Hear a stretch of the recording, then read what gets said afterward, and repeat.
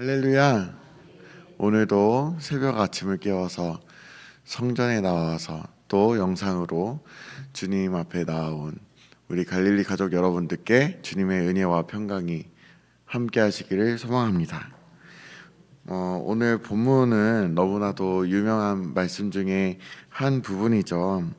그 가나안 정복의 첫 관문이라고 할 수 있는 여리고 성의 정복에 대한 내용입니다. 이 6장에서부터 여호수아 12장까지는 가나안 정복 전쟁의 전 과정을 그리고 있습니다. 지역별로 나눈다고 하면은 크게 세 가지의 국면으로 살펴볼 수가 있는데요. 첫 번째는 오늘 본문에서부터 8장까지 나타나는 가나안의 중심이라고도 할 수 있는 여리고 중부 지역의 공략이라고 할 수 있겠고, 그 이후에 9장에서 10장에 걸쳐서 나오는 곳은 가나안 남부 지역, 그리고 11장에서부터 12장에 걸쳐서는 가나안 북부 지역을 단계별로 정복하는 그런 순서로 전개가 되고 있습니다. 그 중에서도 정복 전쟁의 첫 열매라고 할 수 있는 이 오늘 본문 여리고 성 함락 사건은 크게 세 가지로 이렇게 나눌 수가 있습니다. 첫 번째는 오늘 본문 1절에서 5절까지의 이야기인데요. 바로 여호와 하나님께서 여호수아에게 이렇게 말씀하시는 장면입니다. 본문 6장 1절에 이렇게 되어 있습니다. 이스라엘 자손들로 말미암아 여리고는 굳게 닫혔고 출입하는 자가 없더라 라고 되어 있습니다. 1절의 말씀은 현재의 여리고의 그런 상황을 가장 잘 표현해주고 있는 그런 본문이라고 말을 할 수가 있습니다. 여리고는 고대 근동에서 가장 오래된 도시 중에 하나로 성벽이 요새처럼 둘러싸인 도시였습니다. 더욱이 여리고성은 가파른 경사지 정상에 위치해 있었고, 약간 고고학적인 그런 발굴에 의하면 성 밖으로 석조 장애물들이 설치되어 있어서 사람들이 쉽게 접근하거나 무너뜨리기가 어려운 철옹성 그 자체였다고 합니다. 그런 여리고에 이스라엘 백성들이 여호와 하나님의 그런 초자연적인 그런 능력으로 인해서 홍해를 건넜고 광야에서 여러 민족, 특히 아모리 두 왕 시온과 옥이 이끄는 나라들을 전멸했다는 소문들이 들려오기 시작한 것입니다. 그렇기 때문에 여리고 사람들에게 있어서 여호와 하나님께서 함께 하시는 이스라엘에 대한 그런 두려움과 공포가 그런 상상 이상이었을 것입니다.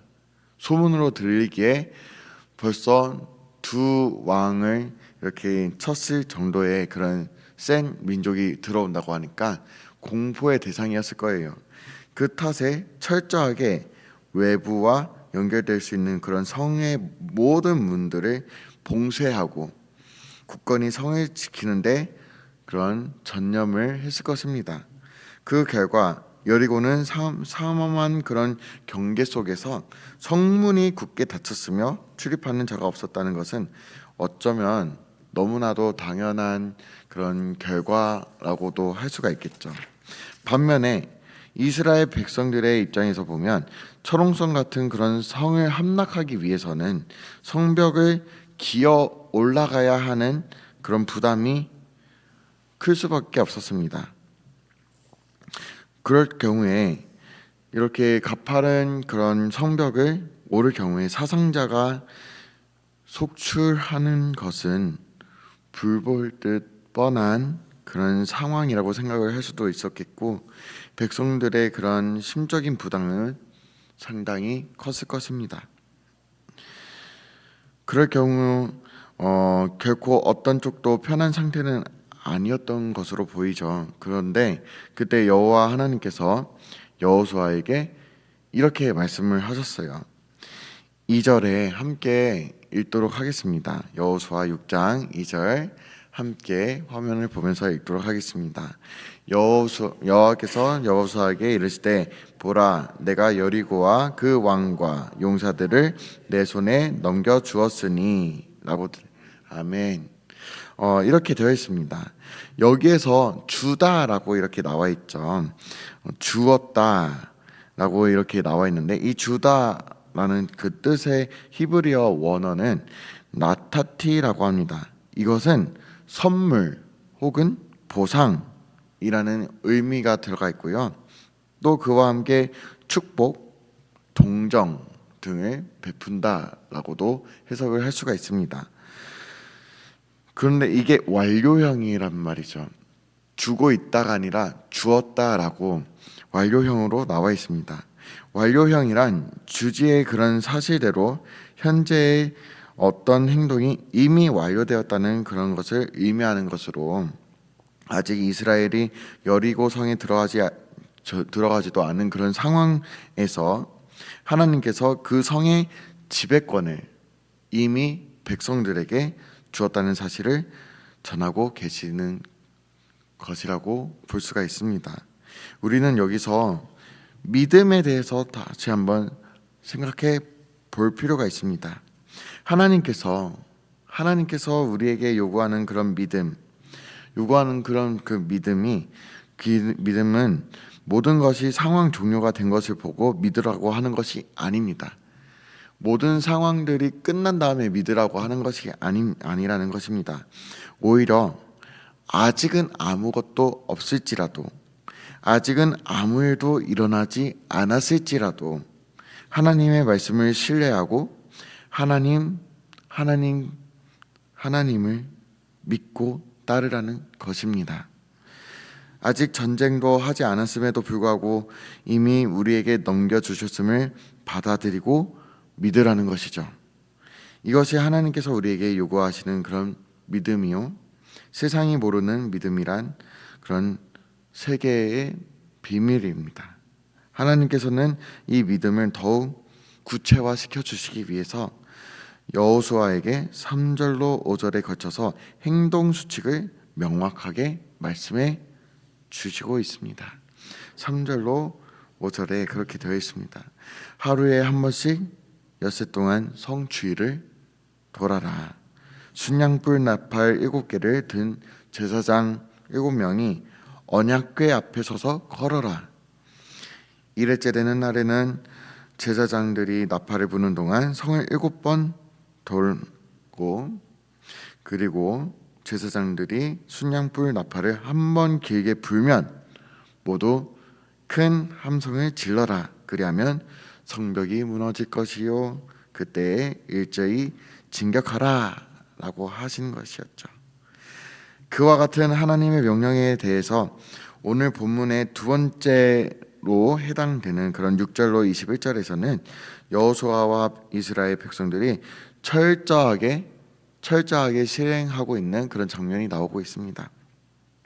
바로 믿음의 꽃이라고 할 수 있는 그런 하나님 말씀에 대한 실천을 보여주고 있는 것입니다. 하나님께서 말씀을 하셨고 이스라엘 백성은 그 말씀에 따라서 실천을 했다는 것이죠. 행동으로 옮겼다는 것입니다. 그런데 그 과정에서 우리는 여호수아의 탁월한 리더로서의 모습을 발견하게 돼요. 본문 10절에 이렇게 되어 있습니다. 여호수아가 백성에게 명령하여 이르되 너희는 외치지 말며 너희 음성을 들리게 하지 말며 너희 입에서 아무 말도 내지 말라. 그리하다가 내가 너희에게 명령하여 외치라 하는 날에 외칠지니라 라고 나와 있습니다. 훌륭한 리더는 호흡을 조절할 수 있는 그런 실력을 가진 사람입니다. 어떤 상황에 놓인다 할지라도 자기 호흡을, 자기 페이스를 조절하는 사람이죠. 그리고 전체가 그렇게 할 수 있도록 이끌고 나갈 수 있는 사람은 훌륭한 리더라고 할 수가 있습니다. 그런 측면에서 여호수아는 이스라엘 전체 백성의 호흡을 관리하고 조절하는 방법을 알고 있었고, 여리고 성이 무너지는 데 있어서 가장 중요한 핵심이 무엇이었는지를 누구보다 잘 알고 있었습니다. 그것은 바로 첫 번째는 아까 말씀드렸다시피 하나님께 대한 믿음이요, 두 번째는 훈련인 것입니다. 그렇기 때문에 그는 바로 훈련에 바로 착수를 들어가기 시작합니다. 하나님의 그런 결제가 떨어졌을 때, 하나님께로부터 그런 결제가 떨어졌을 때 일제히 함성을 지르며 외치는 그런 훈련이라는 것입니다. 그런데 여기에서 여호수아의 돋보이는 그런 리더십이 나오게 돼요.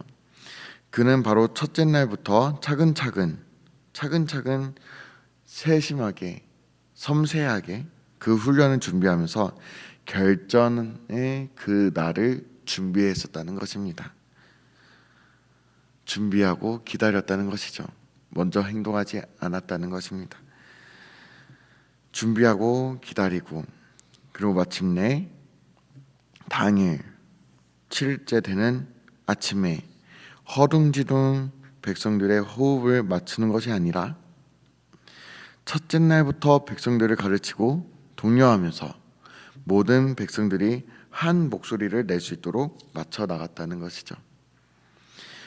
두 번째로, 오늘 본문에서는 그렇게 명시되어 있지는 않습니다만 여호수아는 이 훈련을 매일 반복적으로 시켰다는 것을 우리는 간접적으로 알 수가 있습니다. 그것은 오늘 본문 12절 또 15절에 그는 새벽에 일찍이 일어나는 사람이라는 그런 내용을 통해서 우리는 여호수아가 매일매일 반복적으로 훈련시켰다는 것을 알 수가 있습니다.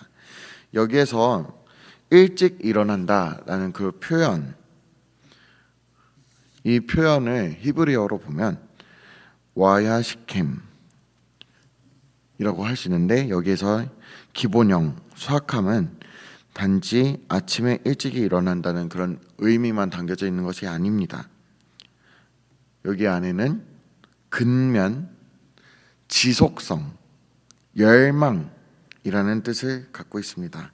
결국 그가 일찍이 일어났다는 것은 여리고성을 도는 그 이 미션에 대해서 뭐를 갖고 있었다는 것일까요? 열망을 갖고 있었다는 것입니다. 열망을 갖고 있고 성실하게 그리고 지속적으로 행동했음을 보여준다는 것입니다. 그러기에 그러한 생각과 자세를 가지고 있는 사람이 이 중요한 일을 이루기 위해서 단지 하루만 훈련을 했을 리가 없었다는 것이죠. 그와 같은 여호수아의 그런 철두철미하게 준비하는 그런 자세와 그런 반복적인 훈련, 그리고 무엇보다도 하나님께 대한 그런 신뢰의 결과, 그 이후에는 어떤 결과가 나타났을까요? 여리고성은 무너지고 마게 된 것입니다. 본문의 20절인데요. 함께 화면을 보면서 읽도록 하겠습니다. 본문의 20절입니다. 이에 백성은 외치고 제사장들은 나팔을 불매 백성이 나팔 소리를 들을 때에 크게 소리 질러 외치니 성벽이 무너져 내린지라. 백성이 각기 앞으로 나아가 그 성에 들어가서 그 성을 정령하고. 아멘. 리더인 여호수아의 지시 속에서 하나부터 철저하게 하나님을 앞서가지 아니하고 온전히 순종하면서 결전의 날을 성실하게 지속적으로 그리고 뜨거운 열망을 가지고 준비해온 이스라엘 백성들은 하나님께서 말씀하신 것처럼 이루어지게 돼요. 성벽을 무너뜨리게 됩니다. 그리고 그 성을 점령하기 시작했습니다. 그런데 하나님께서 본문 26절을 통해서 다시금 여호수아에게 명령을 내리시는데요. 26절 함께 읽도록 하겠습니다. 26절입니다. 여호수아가 그때에 맹세하게 하여 이르되 누구든지 일어나서 이 여리고 성을 건축하는 자는 여호와 앞에서 저주를 받을 것이라. 그 기초를 쌓을 때에 그의 아들을 잃을 것이요 그 문을 세울 때에 그의 막내 아들을 잃으리라 하였더라. 아멘. 바로 하나님께서 이제는 무너져 내린 무너져 버린 그런 여리고성을 재건하는 것을 철저히 금지시키고 엄중히 경고하시기 시작하셨습니다. 바로 건축하는 자는 저주를 받을 것이고 기초를 쌓을 때에는 그 맏아들을 잃을 것이며 그 문을 세울 때에는 막내 아들을 잃는다는 내용을 갖고 있는 것이죠. 그런데 실제로 이와 같은 일이 벌어지게 되어 열왕기상 16장 34절의 말씀을 제가 세번역 성경으로 이렇게 말씀드리겠는데요. 아합 시대에 베델 사람 히엘이 여리고를 건축하였다. 주님께서 눈의 아들 여호수아를 시켜서 하신 주님의 말씀대로 그는 그 성의 기초를 놓으면서는 그의 맏아들 아비람을 잃었고 성문을 달면서는 그의 막내 아들 수굽을 잃었다. 하나님의 말씀대로 첫째를 잃고 막내를 잃게 되었어요. 여호수아에게 명령하시고 500여 년이 지난 후에 이 말씀이 실제로 일어나게 된 것입니다. 우리는 이 본문을 통해서 배우게 되는 것이 있어요. 그것은 하나님의 말씀은 시공간을 초월해서 반드시 성취된다는 것입니다. 시간이 지났다고 해서 느슨해지거나 그런 효력이 사라지지 않습니다. 왜냐하면 하나님께서 오늘도 살아계시고 이 순간도 우리 가운데 역사하시기 때문입니다. 그리고 말씀은 사라지지 않고 영원하기 때문에 이루어지게 되는 것입니다. 더불어 믿음에 대해서도 이 말씀을 통해 배울 수 있는 것이 있죠. 그것은 믿음이란 우리 눈 앞에 보이는 그런 여리고성에 무너진 그런 잿더미가 하나님께서 허락하신 그런 일이라고 믿는다면 있는 그대로 무너진 모습 그대로 이렇게 살아가야 된다는 것입니다. 그것을 내가 개입해서 이 열왕기하의 그 성읍을 재건하고 첫째 아들을 잃고 막내 아들을 잃었던 그런 비참한 결과를 보는 것이 아니라 하나님께서 이루신 대로 우리는 그것을 받아들여야 된다는 것입니다. 하나님께서 우리 각자의 삶 속에서 그런 무너진 잿더미를 허락하신 일이 만약에 있다면 애써 그것들을 아름답게 포장하거나 새롭게 만들려고 하지 아니하고 있는 모습 그대로 허락하신 모습 그대로 그렇게 살아갈 때 우리를 향한 하나님의 인도하심과 섭리가 있다는 것을 여러분께서 믿고 나아가시기를 소망합니다. 그것을 인정하면서 나아가는 그런 저와 여러분이 되길 소망합니다. 이 믿음이 우리 가운데 있기를, 여호수아와 이스라엘 백성들의 이 여리고성 함락하는 이 과정 가운데 보여줬던 것들, 하나님의 말씀을 온전히 믿고 나아갔던 그런 모습들, 견고히 세워져 있던 그 여리고성이 막막해 보였지만 하나님께서 이미 주셨다 라고 말씀하셨던 것을 의심하지 않고 그 말씀 그대로 나아갔던 이스라엘 백성들과 여호수아처럼 여러분께서도 여러분의 삶 속에서 말씀하시는 하나님의 그 음성에 의심하지 말고 의심하지 않고 그것을 온전히 믿으면서 순종으로 나아갔을 때에 하나님의 크신 역사를 맛보게 될 줄로 믿습니다. 그런 삶을 살아가는 저와 여러분이 되기를 주님의 이름으로 축복드립니다.